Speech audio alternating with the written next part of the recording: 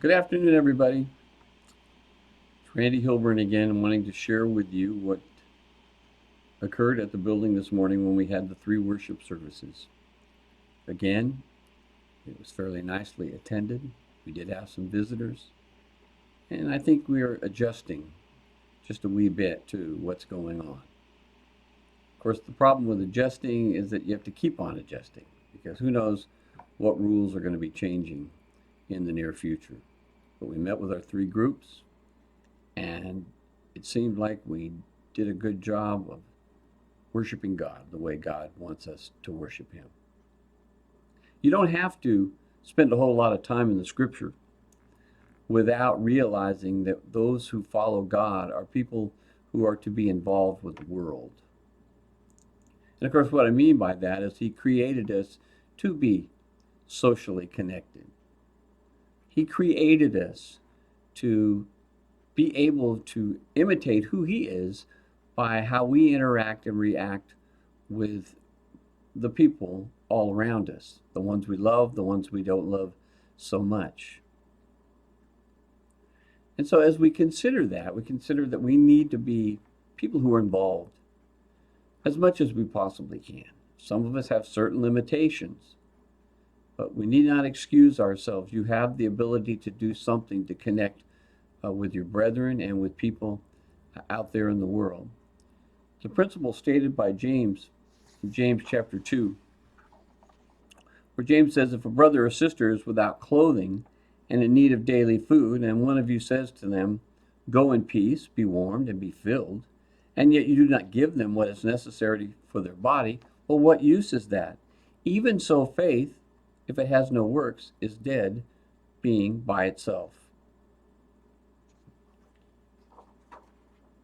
Now, a lot of times we look at that passage with the idea of trying to establish the kind of faith or what faith actually is that's pleasing to God. And from the beginning of the end to the end of the New Testament, the emphasis is on if you believe God, you trust Him. If you believe God, you obey Him.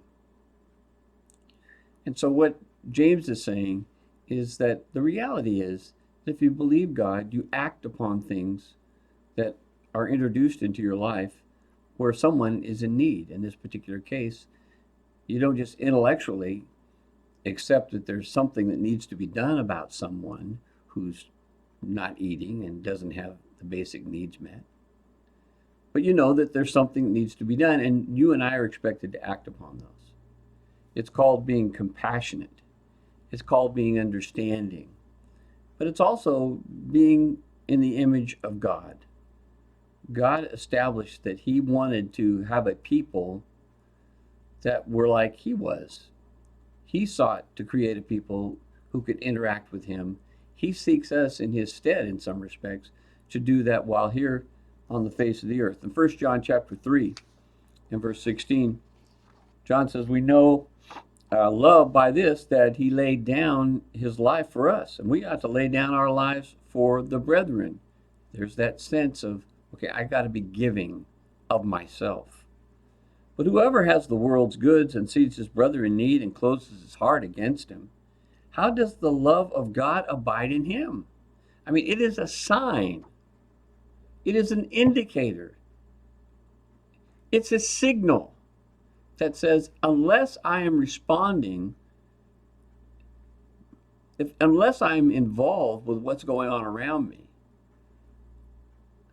then what I'm doing is, in reality, I'm denying the love of God. How does the love of God abide in me if I don't get myself involved with people with the idea that I can help them, that I can be for them what maybe somebody else was not able to be, but what God left me here to do? I mean, when you're looking at the division of those who are going to be accepted by God versus those who are not, the major division in Matthew chapter 25 is that there are those who love people and care for people and those who don't. Of course, there are other things involved in it than that. But nevertheless, that's at its essence. So we look at a world and we are making comments about how the world's in a chaos, how the world is not really functioning in the most ideal way. And of course, we know that that's never going to happen anyway. It's never going to be the ideal. But we're supposed to, in some way, be a part of the solution.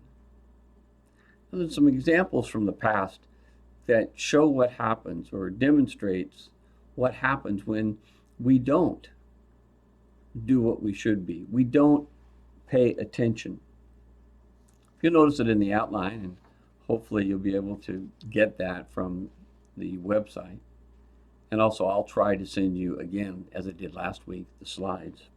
There's three people that are mentioned. One is Eleanor Bradley, who in broad daylight fell on a sidewalk in New York, I think, and she was in terrible agony, terrible agony.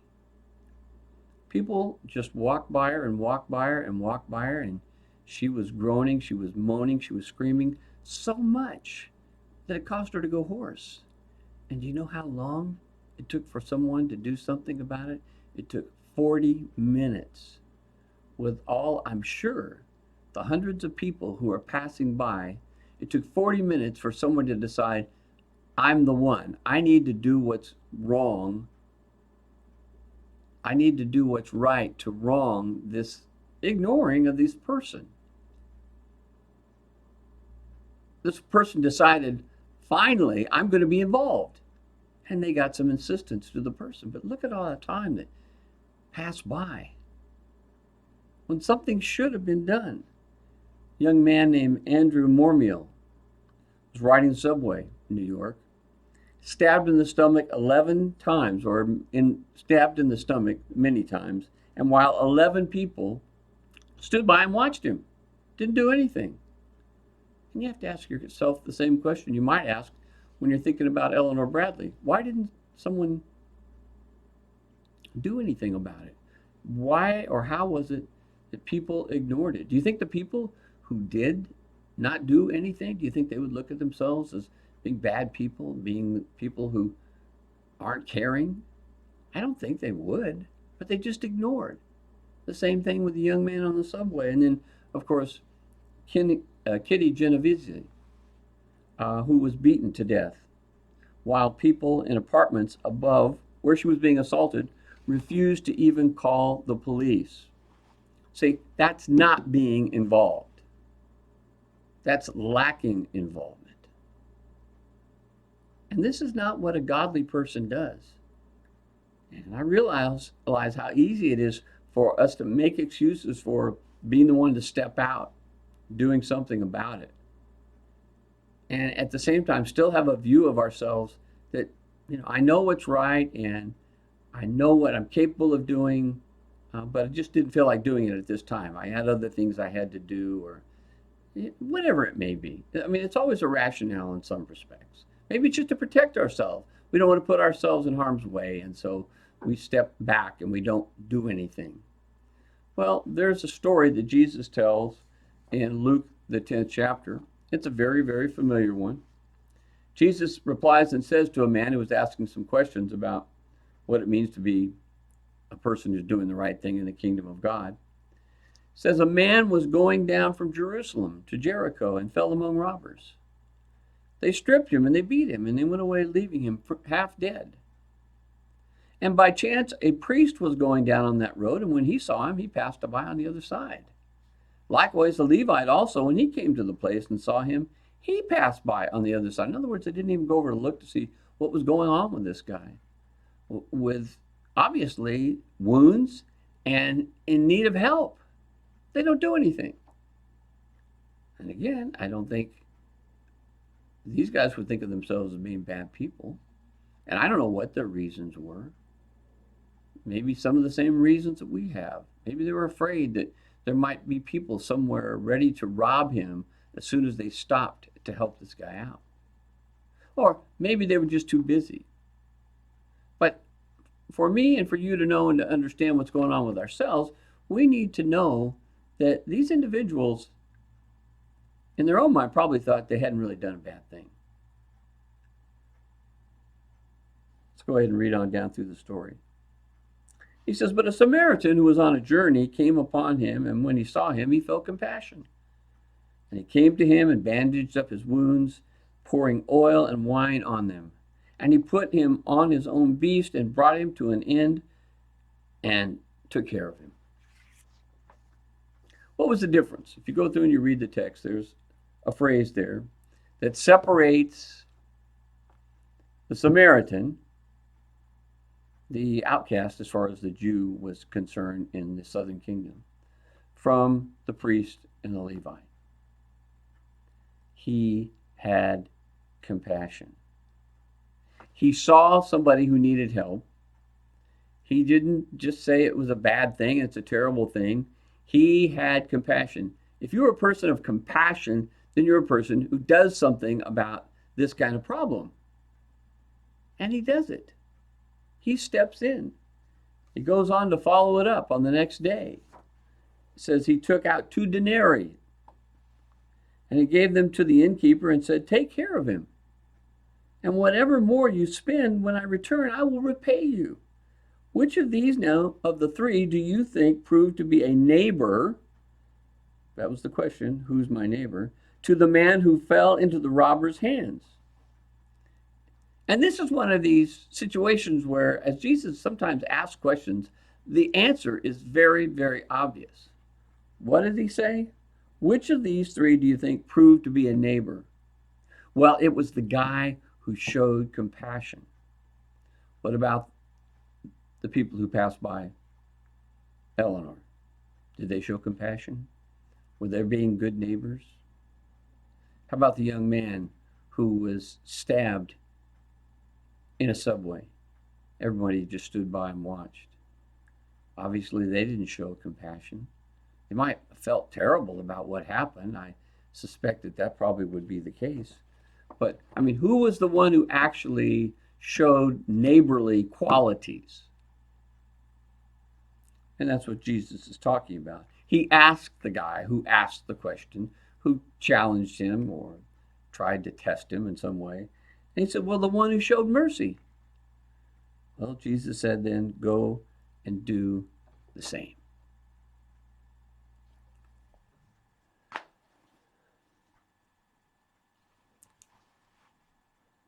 You have a life to live, and I have a life to live. And we must, make a few choices. And the choices can be very, very uncomfortable. Are we going to be a person of compassion? I mean, that's somebody who does who does something when the pain comes. Or do we just feel bad about it? Like watching a movie and we see something that's really sad and it causes tears to come to our eyes. I mean, there's that choice. That's not being compassionate. That's being something else. And the priest and the Levite just failed the test. Who's my neighbor? Well, not those 2 guys. Why? They chose not to get involved. People of God are people who want to be involved. They want to help. It's not like they want to be telling everybody what they ought to be doing. It's not that kind of involvement.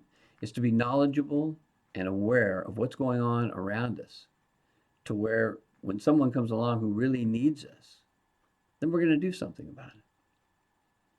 There's an experiment you can see in the slide that a trainer of preachers came up with. He had just taught these preachers, on this particular subject. And they had discussed the story of the Good Samaritan, as he's called. And so they were told to do an assignment summarizing what they believed they learned in that passage. Maybe explained it in some detail, explaining some of the meanings of the words in the story. But anyway, they were supposed to do that, and then the very next day, they're supposed to turn it in. So one of the guys in the class, maybe it was a teacher assistant, I don't know. But anyway, he dresses up like he is someone who's being beaten and bruised, and he lies down right next to the path where all the students would eventually pass by. Maybe they were coming from a dorm or something. I don't know. Maybe it was the only way to the classroom. But they did to the individuals, the professor and this student, they put these guys to the test. And of course, the whole idea, after he disguised himself, get near the path, and then he was to lie there until someone comes along and helps him. Now, you probably already know what happens, even though it's very disappointing. Nobody did anything. They just walked past him. Can you imagine that? Maybe they could have even quoted by memory what they had learned from that story from Jesus, recorded and found in Luke chapter 10. And they understood what compassion was intellectually, but they didn't understand what compassion was in the practical sense, where it really shows the kind of faith that James talks about in James chapter 2. If you really are a person of faith, when you see someone in need, you do something about it. You don't just talk about it. You don't just feel bad. These guys did not do a thing. It's amazing. In fact, I can imagine that some who are listening to this, probably just kind of gasp when you hear that. How could that happen? Well, there's probably many, many reasons. The same old reasons that we give for not helping someone who's down on the street and in agony. We're not just talking about someone who's sitting on a sidewalk. We're talking about someone who's in great pain. We sometimes don't know that we're the right one to handle a situation like this. Maybe you don't have medical training, whatever it may be that you decided is needed. Or maybe you just think that, nobody's really seeing me here. And so why should I worry about it? It's probably not that bad at all. I mean, it's really probably not that bad at all. And again, these are the kinds of self-conversations that we have with ourselves in these types of situations. I mean, it may have been that the guy who was at the tail end of the preachers heading back over to class, he could have just walked up to the guy and looked at him and then immediately thought, well, he must not be too bad because no one else stopped. Somebody else would do it. In the case of Kitty, in the case of Eleanor, in the case of Victor, somebody else could do it. I mean, and maybe somebody already has. Why don't we help? It's hard to understand sometimes, because most of us would look at this situation and we would just say, well, of course I would help. Well, the psychologists have a way, or at least one particular couple of guys doing some research, trying to decide, well, when will people actually help someone who's really in need? Number one, when they actually notice that there is a need. So that means if you're going to be able to help people, if I'm going to be able to help people, I have to be paying attention to what's going on.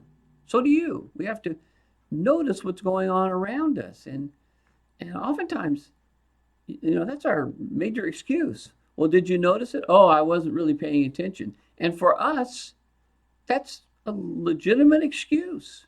I was busy doing something else, so I didn't notice. So, according to this guy, you got to notice something in order to at least begin the helping process. You have to be aware, and you have to not be just thinking about what's going on in your life. Secondly, we'll help when we believe it's a real emergency.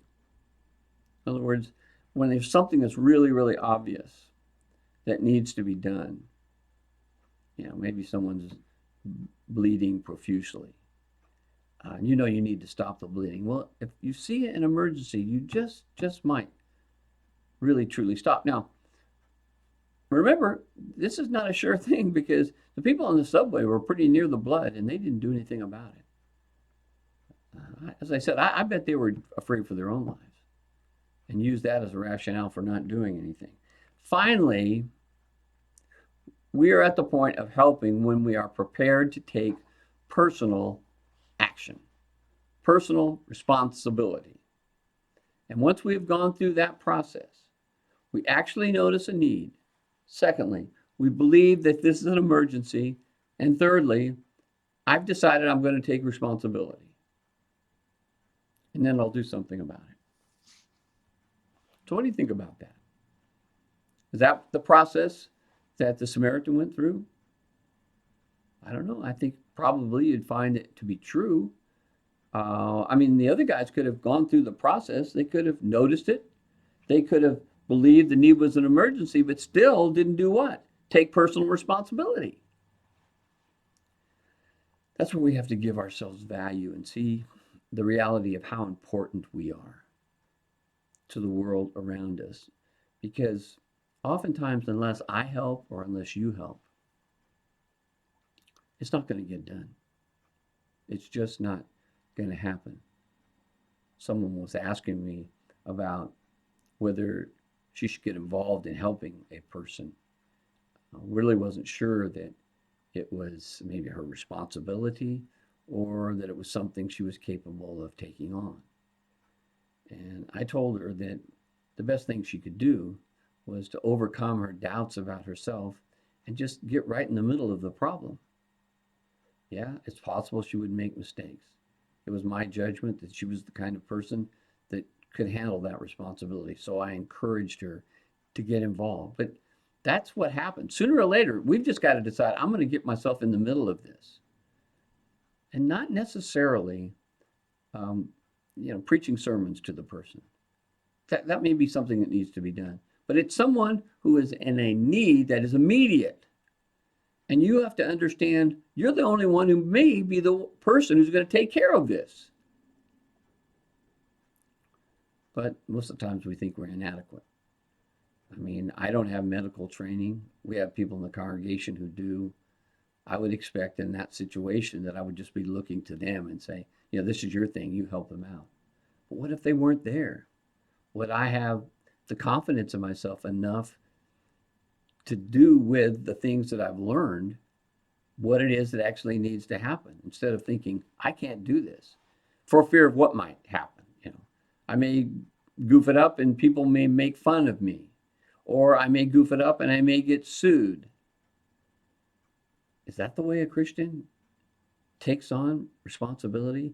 Is that the way a Christian handles an emergency? No, we have to decide that what we can do, that's what we are going to bring to the situation. There was a guy who had taken a first aid course, and he was trying to decide, what he actually learned from the thing. Because you probably, most of these types of courses, you get you get a lot of details, and sometimes you remember things and sometimes you don't. But the thing he took away from it was that I've got to forget my pride. Because most people don't get involved in these situations for fear that, they may be embarrassed. They may do something wrong. And they're not willing to take a chance. These people, this person, what if it's a phony? He's going to make a fool of me. Forget your pride. That's what this guy said. You don't have the answers. You can't do everything. You got fundamental basics that you've learned from the course, so do something about it. Forget your pride.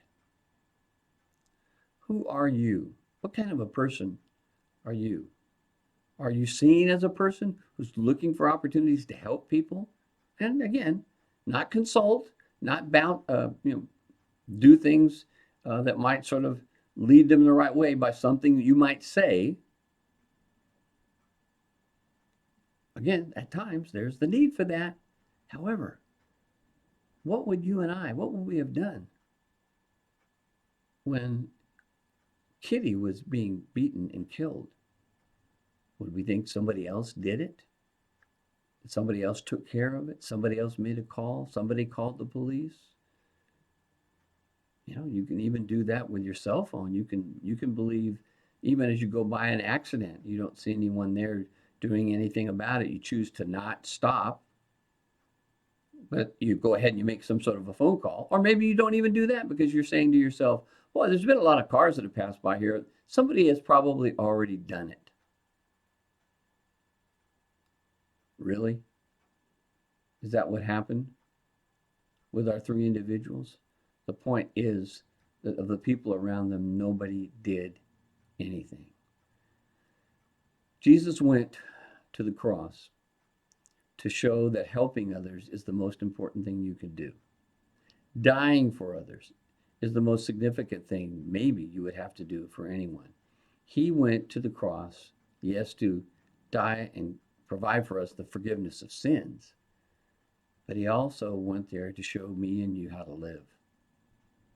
And it is forgetting your pride, forgetting my pride.